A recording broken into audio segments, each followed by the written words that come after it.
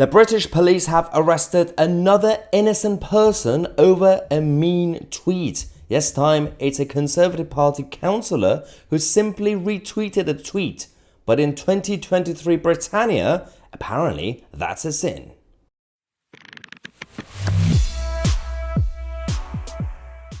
The establishment continue to be all over the place, especially when it comes to policing in this country. They are soft and feeble when it comes to the eco-militant activists. They don't know how to actually go and challenge basic people who are mugging people across the country. I lost one of my items. Actually, a couple of times I've been mugged in London, and I knew exactly where my item was because it was an Apple product. The police said we can't really go and find it, even though we know exactly where it is. But they have enough time to monitor your behavior online if you are offending the liberal snowflakes. Or even if you don't offend anybody, but someone could get offended on behalf of other people. Now let's talk about this story. This is a Tory councillor, Councillor Anthony Stevens, who is 50 years old, from Wellingborough in Northamptonshire. And this is a photo of him with his family, I believe. And all he did was, if you guys remember, recently, actually over the last few years, there have been a number of stories about people being arrested over free speech, especially Christian preachers. One of them was, I believe, back in 2019. This one. The Christian preacher who was accused of essentially hate crime and hate speech. He was arrested and wrongful. And at the end, the Metropolitan Police had to pay him £2,500 over this wrongful arrest. This was a payout. And they snatched his Bible from his hand, and it was quite chaotic. We talked about that. And this councillor, Anthony Stevens, he basically retweeted a tweet in defense of the Christian preacher. And by the way, this councillor, I believe he only has like 79 followers on Twitter. So there wasn't even a big reach. So someone who was linked to the Labour Party complained on behalf of the world. The police arrested him because he retweeted a tweet. But he also showed support to this Christian councillor. Do you remember? A few weeks ago, we talked about this other Tory party councillor who was suspended because he was criticising Pride, because obviously it was Pride Month a few weeks before that, and then he was in trouble, and this councillor showed support, like many other people as well, on the political right. They arrested him. Why? This is thought police. This is just complete nonsense. This is not really inciting violence. This isn't really preaching hate. He didn't even tweet it. He retweeted it. Anyway. We've got the former Director of Public Prosecutions, who is Lord MacDonald, saying it is essential that police officers are properly trained in the importance of free speech rights and the particularly strong protection that the law gives to political speech.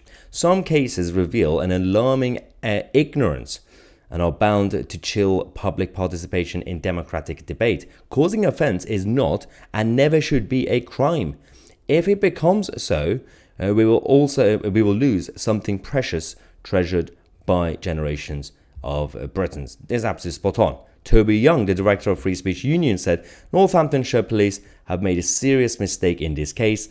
Defending free speech isn't a crime, and Councillor Stevens should never have been arrested, let alone held in custody for 9 hours. This episode highlights the need for the police to receive proper free speech training. A Northamptonshire police spokesperson said on the 2nd of August, Northamptonshire police received a report of a hate crime regarding posts made on social media. How is that even a thing? They said, in response, a 50-year-old man was arrested on the morning of the 7th of August. It took them 5 days to check out the tweet. On suspicion of distributing written material to stir up racial hatred. What?